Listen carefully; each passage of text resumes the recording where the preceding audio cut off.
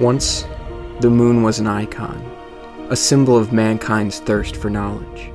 The celestial body represented humanity's pursuit of truths previously considered unreachable. It was a symbol of triumph, and that with enough diligence and intelligence mankind could achieve anything. The moon was an icon, a symbol embodying the mentality that the pen truly is mightier than the sword. That was, until the god knight Crota and his light-rending blade walked upon the ancient pale white regolith of the moon's surface. Now the moon is a symbol of a different nature. It stands as a monument not of triumph, but of great defeat, death, and darkness.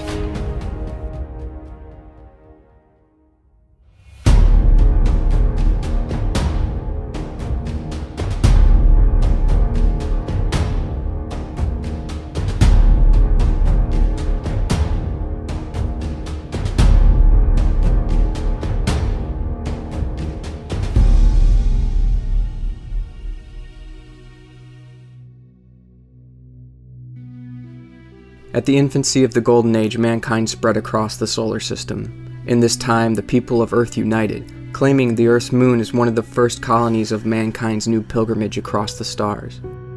The first colony on the moon was called the Ocean of Storms, but the Golden Age was eventually preceded by an event known as the Collapse. In the wake of the collapse, darkness and tragedy spread across the solar system. In the tidal wave of darkness, a force of gloom and ash washed over the Earth's moon bearing teeth and claws. The Hive. To the Hive, the eternal struggle between light and dark is not only a war, it is a crusade. All light must be devoured so darkness can reclaim the universe. Being such an ancient adversary of light, inconsequential of relative time or dimension, the Hive's true motives for infesting the moon wouldn't be realized by Guardians for hundreds of years. Unbeknownst to the Guardians who first encountered the Hive, the moon would act as a staging point to storm Earth in an attempt to devour the Traveler's light many centuries later. But before all of that was known, when the Hive first swarmed the moon of Earth, the residents of the Ocean of Storms were caught off guard.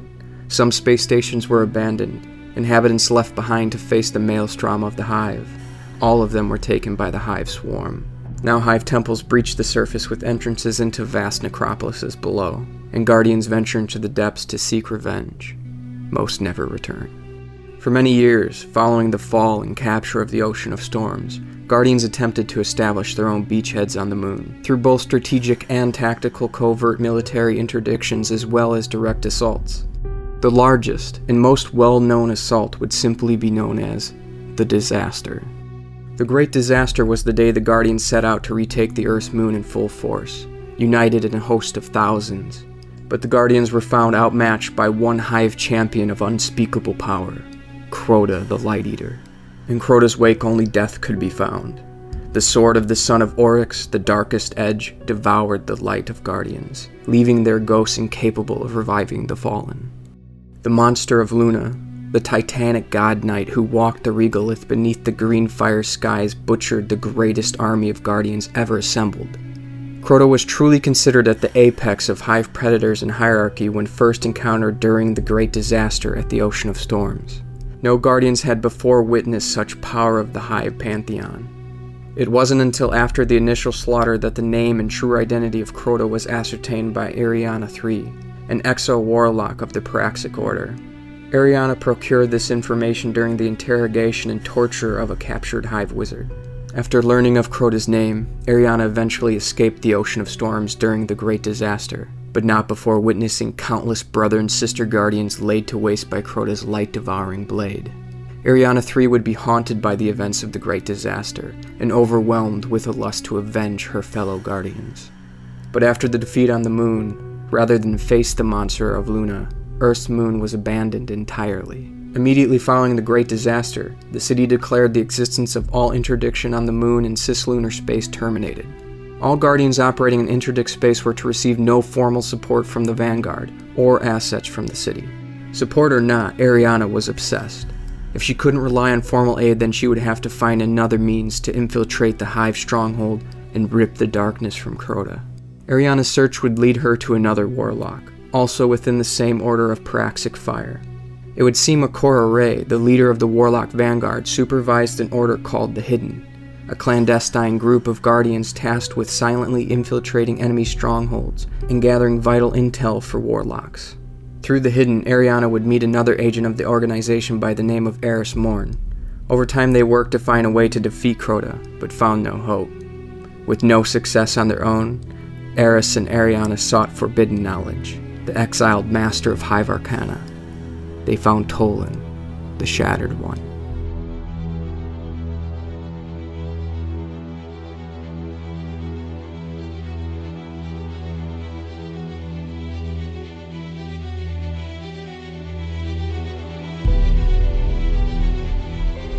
When first landing on the moon, you're led to believe no Guardians have set foot on the lunar surface for centuries, not since the Great Disaster.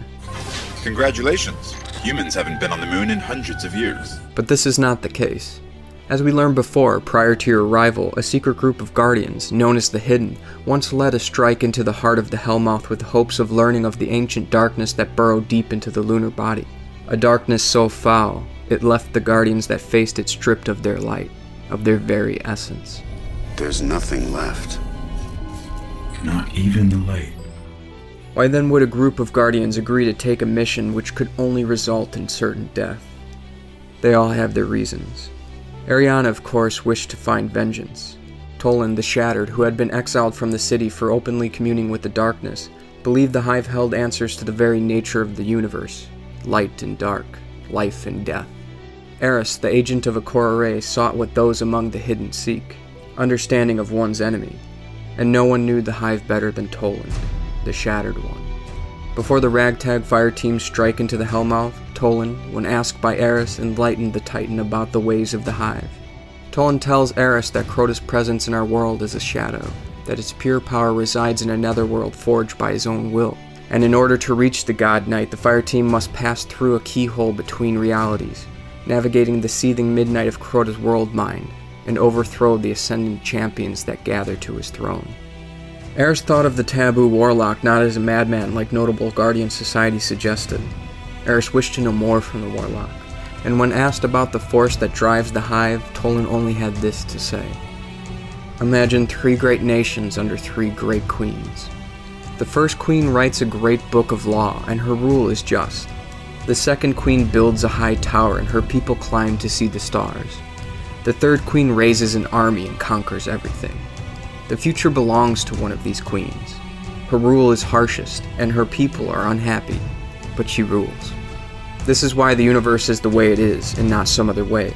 Existence is a game that everything plays, and some strategies are winners.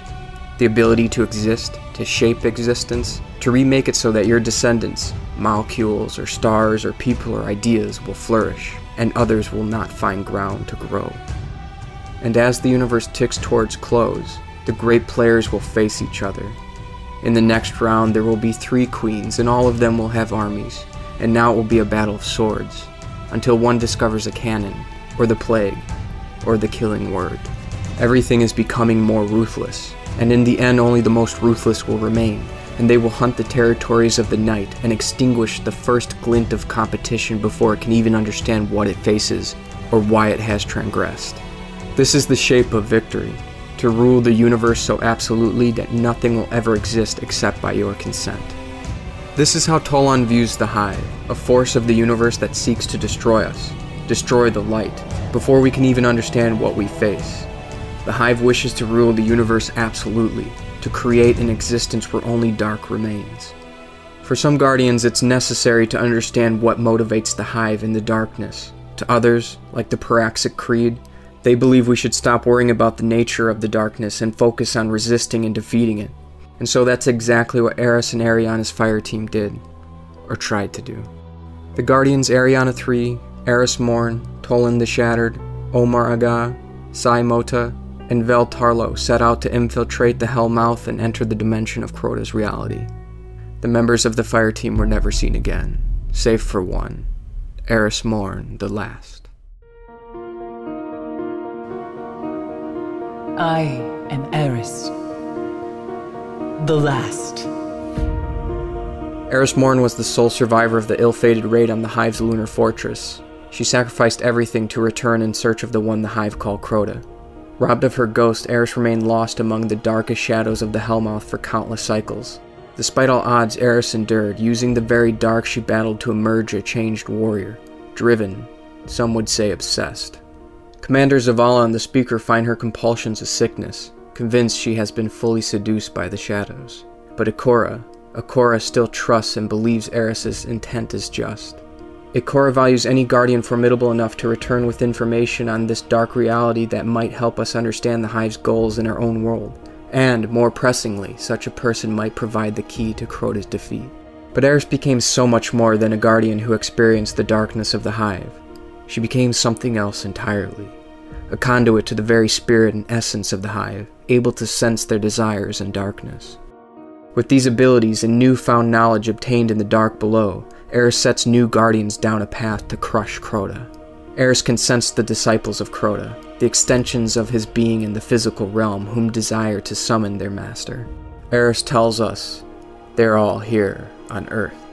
His eyes who watch over the worlds for him, the hands whose grasp on Earth must be unbound, the heart who ceases at nothing to bring Crota back, and Omnigul, his vile will, the keeper of worms, the mother of his spawn. Find them and defeat them all. As long as even one of these monsters walks the earth, the threat of Crota will never fade.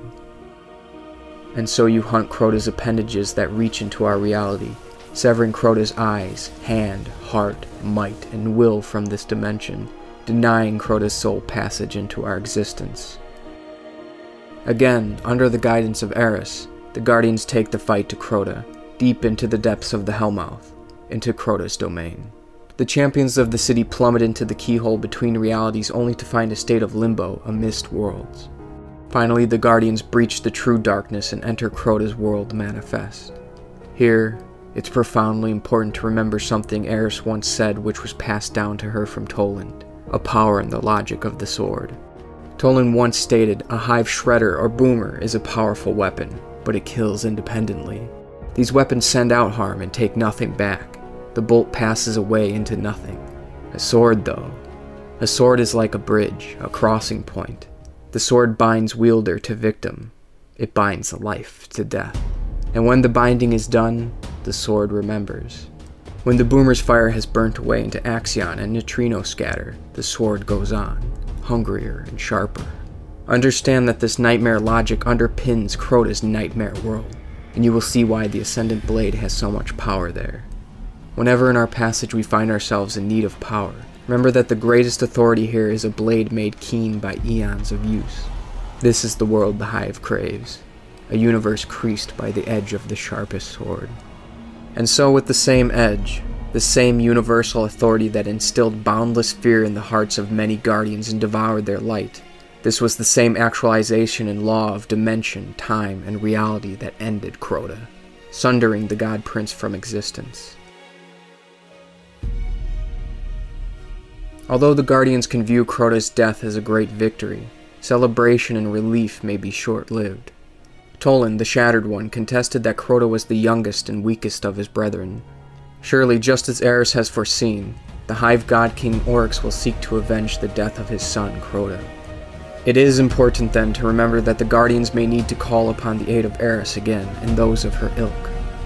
For without Eris, without Toland, without those willing to peer into the darkness and come face to face with the fringe of being, with the darkest trenches of the universe, the darkness will consume all light. Without the Guardians, without the light, the universe will drift into an endless nightfall.